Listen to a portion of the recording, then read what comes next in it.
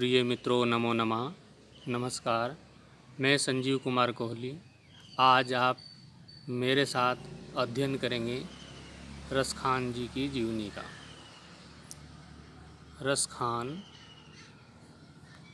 कौन थे, उनका जन्म कब हुआ था? रसखान कक्षा 9 हिंदी की पुस्तक में काव्यखंड में तीसरा पाठ रसखान जी की कविता सवैयों का है। अध्ययन करते हैं। रसखान का जन्म सन 1548 में हुआ माना जाता है। देखो, जन्म के संबंध में विद्वानों में काफ़ी मतभेद है, लेकिन ज़्यादातर जो विद्वानों का मत है वो है कि रसखान जी का जन्म 1548 ईस्वी में हुआ था। उनका मूल नाम सैयद इब्राहिम था और वे दिल्ली के आसपास के रहने वाले थे। ये विद्वानों का मत है कि ये दिल्ली के आसपास के रहने वाले थे। जैसे कि नाम से ही स्पष्ट है कि इनका नाम सैयद इब्राहिम रसखान था। इस्लाम धर्म का होने के बावजूद भी इनको कृष्ण भक्ति ने मुग्ध कर दिया।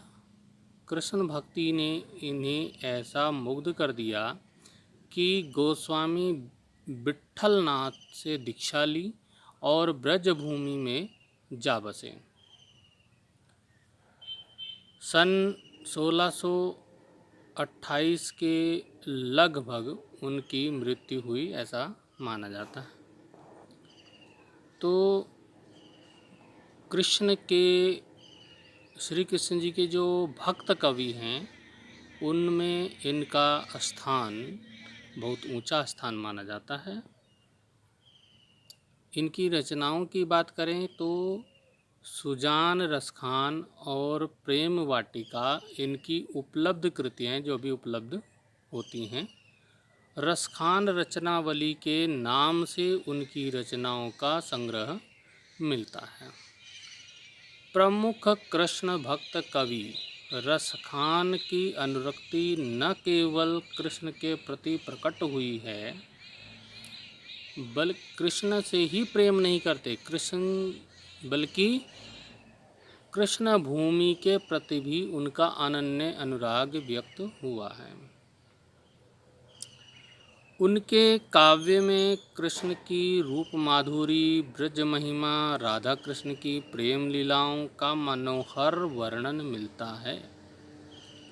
वे अपनी प्रेम की तन्मयता, भाव विह्वलता और आसक्ति के उल्लास के लिए जितने प्रसिद्ध हैं, उतने ही अपनी भाषा की मार्मिकता, शब्द चयन तथा व्यंजक शैली के लिए भी प्रसिद्ध हैं। उनके यहाँ ब्रज भाषा का अत्यंत सरस और मनोरम प्रयोग मिलता है, जिसमें जरा भी शब्दों का आडंबर नहीं है। हम बात करते हैं इनकी रसखान जी की काव्य की विशेषताएं क्या हैं। रसखान का संपूर्ण साहित्य कृष्ण के प्रेम से भरा हुआ है। उनकी रचनाओं का विषय है कृष्ण भक्ति। अपने आराध्य देव कृष्ण की प्रत्येक वस्तु के प्रति प्रेम और भक्ति को वे कृष्ण की ही आराधना और भक्ति मानते हैं। वो कृष्ण जी से तो प्रेम करते ही हैं, कृष्ण की प्रत्येक वस्तु से भी उतना ही प्रेम करते हैं जितना कि श्री कृष्ण से करते हैं।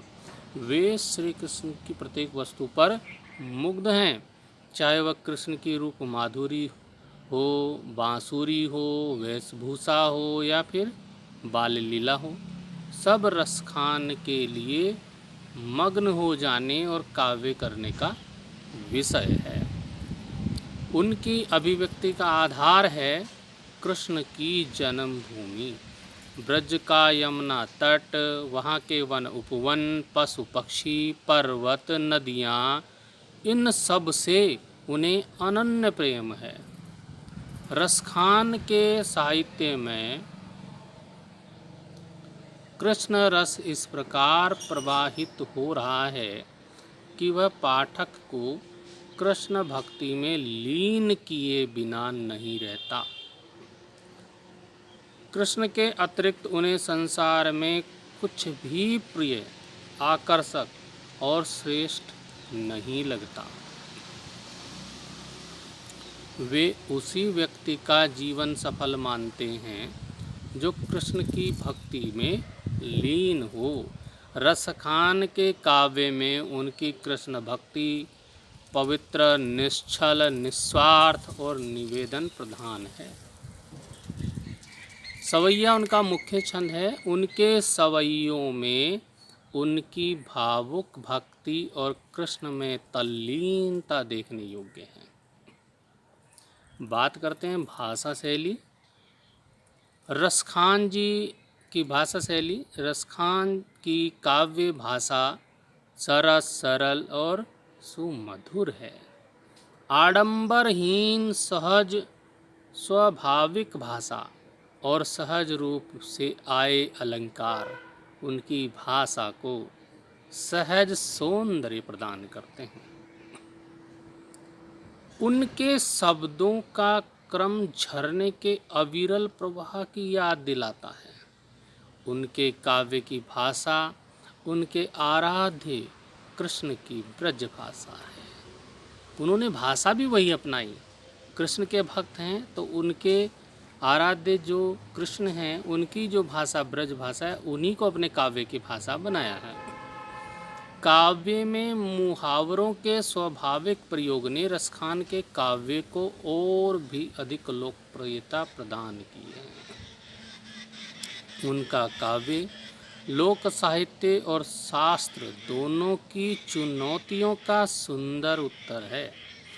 उनकी सी स्पष्टता अन्यत्र असंभव ही लगती है।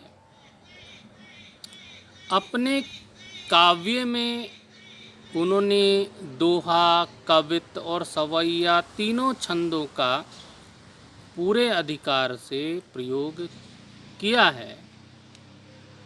और सवैया छंद की बात की जाए तो सवैया छंद के प्रयोग के तो वह पर्याय ही बन चुके हैं। उनके जैसा साधिकार रसमय सवैया छंद लेखन शायद ही कहीं पढ़ने को मिले।